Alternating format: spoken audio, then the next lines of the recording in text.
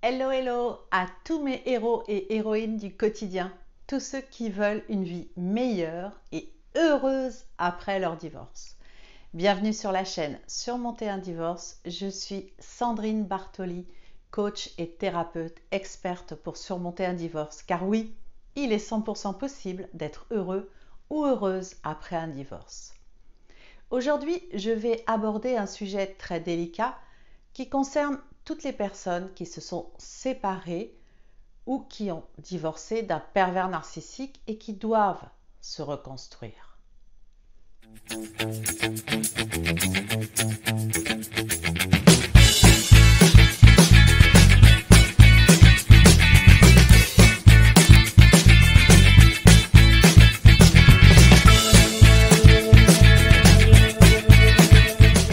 Se reconstruire après une relation dans laquelle on a été abusé émotionnellement, dans laquelle on a été détruite et manipulée est un véritable challenge.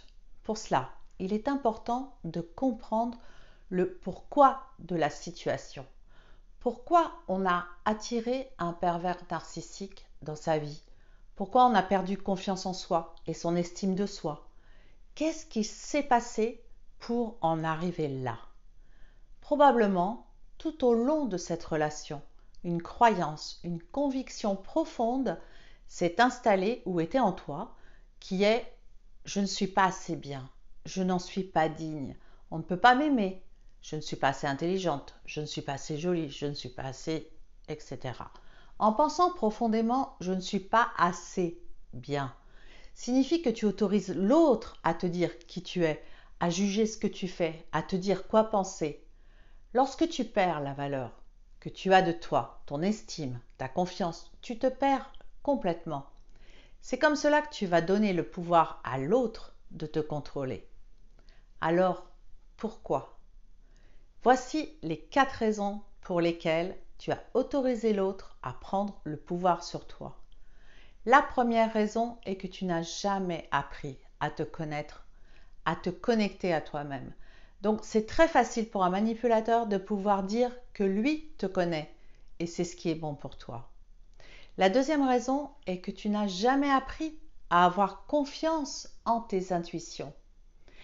La troisième raison est que tu n'as jamais appris à lâcher prise. J'en parle justement dans la vidéo sur la parentalité avec un pervers narcissique. Savoir lâcher prise pour trouver la paix et la sérénité est capital. La quatrième raison découle des 3 précédentes. On ne t'a certainement jamais appris à prendre des décisions seul. Et donc, tu as besoin sans cesse d'avoir l'approbation de quelqu'un pour être sûr de tes choix. Et c'est valable dans la vie personnelle comme dans la vie professionnelle. Ces 4 raisons laissent la porte grande ouverte à toute personne toxique qui souhaiterait prendre le contrôle sur toi. En cherchant toujours l'approbation des autres, la reconnaissance, tu seras propice à tomber dans une relation toxique avec un pervers narcissique. Il y a un vide en toi à combler, un vide de reconnaissance, un manque de confiance. Et comme ce vide, tu ne sais pas le combler par toi-même et que tu dois le combler, tu vas chercher à le combler avec l'aide des autres. Et si tu tombes sur un pervers narcissique, il remplira en tout premier lieu ce vide. Il comblera les manques que tu as car il les aura identifiés immédiatement. Pour te reconstruire après une relation toxique où on a abusé de toi émotionnellement, c'est de te dire d'abord que tu n'es pas tombée amoureuse d'une personne authentique, ni d'une personne saine. Je sais que c'est très dur de devoir accepter qu'on est tombé amoureuse de quelqu'un qui a ce niveau de perversité. Mais pourtant, c'est la vérité. Tomber amoureuse d'une personne saine signifie que l'autre voudra que du positif pour toi. Vous grandirez ensemble en tant que couple et non pas en rabaissant l'autre sans cesse. C'est aussi la volonté d'évoluer ensemble, d'être une équipe, de surmonter ensemble les épreuves. Alors, je ne juge pas le fait que tu sois tombée amoureuse. Je veux juste que tu aies conscience que tu as aimé un personnage, une belle image au début, quelqu'un qui souffrait lui-même d'un grand vide, d'un dysfonctionnement de la personnalité et qui ne peut s'accomplir que dans la souffrance de l'autre et son avilissement. Tu n'as pas à culpabiliser car cette personne t'a manipulé pour se montrer sous son meilleur jour et pour que tu tombes amoureuse. En te rabaissant, en te critiquant, le pervers narcissique t'a amené à devenir non seulement sa proie, la personne sous son emprise, mais surtout quelqu'un qui n'est pas toi. Il t'a façonné tout au long de cette relation pour que tu deviennes ce qu'il voulait, lui. Mais tu t'es juste oublié et tu peux te retrouver.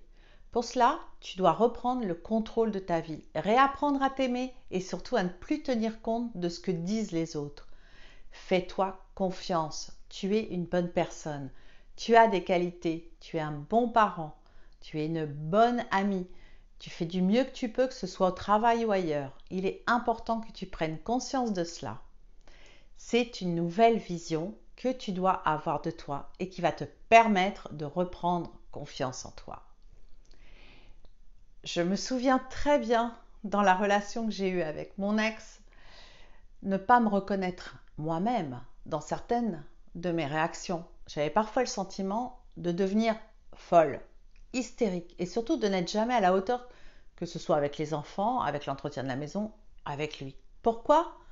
Parce qu'il me le rabâchait à longueur de temps. À force, on finit par y croire. Je revois encore son visage, souriant, avenant, capable en même temps de me lancer des phrases glaciales, percutantes, déstabilisantes et rabaissantes. Alors j'explosais, je me justifiais, j'essayais de démontrer tous les efforts que je faisais. Et ça me rendait dingue. Lui restait stoïque, mais continuait sa rhétorique humiliante. C'était tellement facile de taper là où ça fait mal. Je me mettais en colère, il souriait encore plus en me démontrant que c'était moi qui étais instable.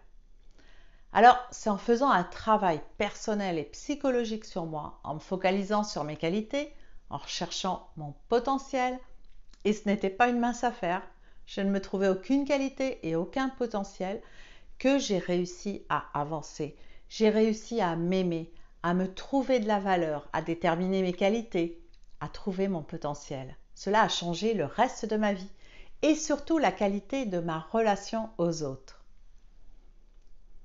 Le pervers narcissique va toujours retourner les situations pour que tu sois la coupable. Or, dans une relation, on est deux.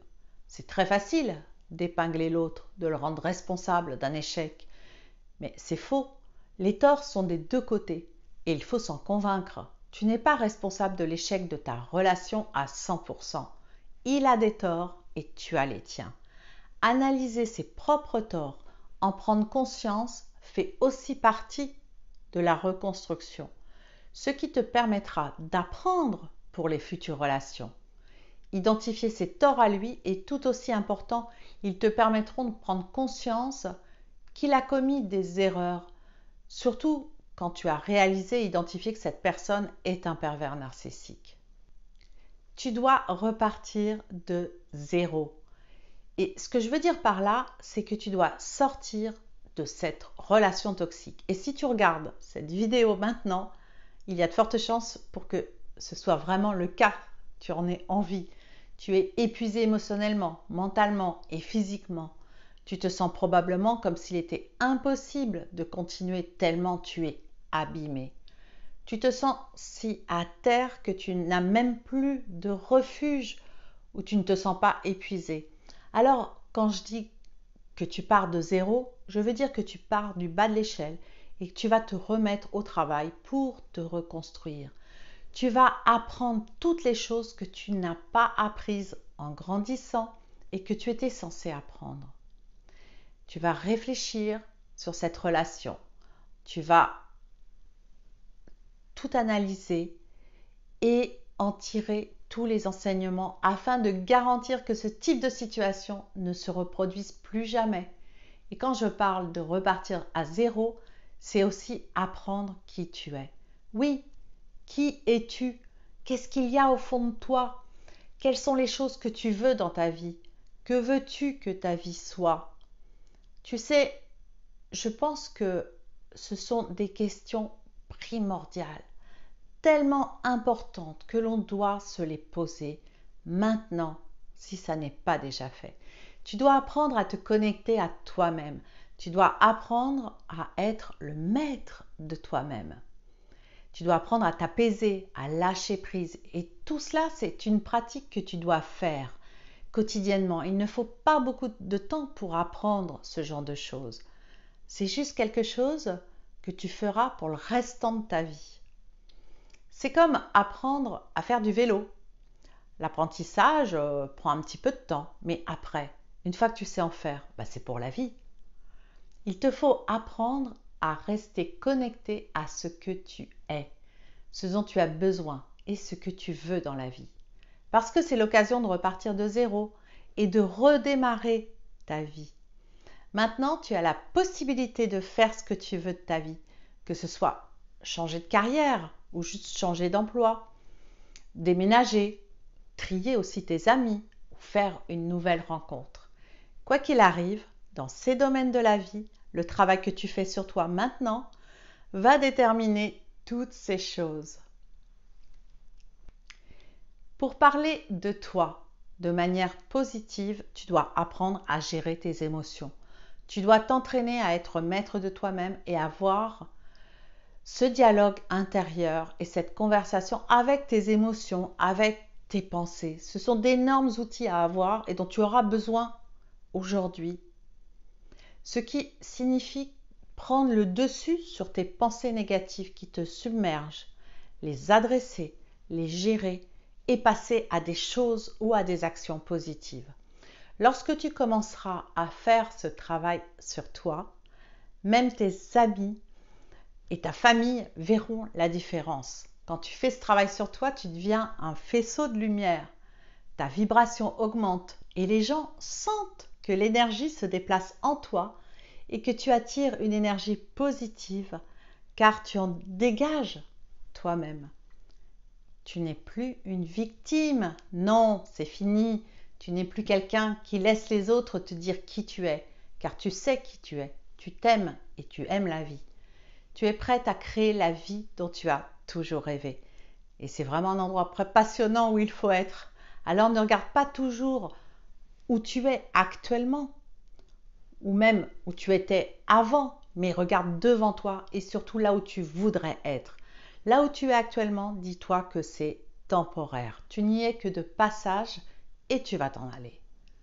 Tu as aujourd'hui une seconde chance, une opportunité à saisir. Prends-la maintenant. Même si tu n'y crois pas en ce moment, tu as la possibilité de créer la vie que tu souhaites. Et lorsque tu acceptes vraiment ça, même si tu ne te crois pas capable de faire un vrai changement dans ta vie, quand tu l'acceptes vraiment, la roue commence à tourner. Bien sûr que la vie ne va pas changer en un claquement de doigts. Et tout va pas non plus changer du jour au lendemain. Mais dis-toi, je n'abandonnerai pas tant que je n'aurai pas la vie que je veux. Je dois tirer les leçons de cette relation toxique. Je vais apprendre à m'aimer.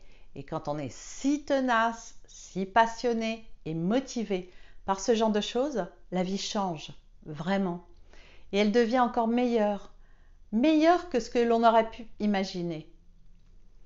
J'espère que cette vidéo t'a permis d'apprendre beaucoup de choses sur toi pour te reconstruire. Ça te permettra de comprendre pourquoi tu es tombé dans une relation avec un pervers narcissique et comment te relever de cette relation toxique. N'oublie pas de t'abonner, de liker cette vidéo et de me mettre en commentaire ce qui te tient à cœur. Je te dis à bientôt pour une prochaine vidéo. Bye bye, ciao.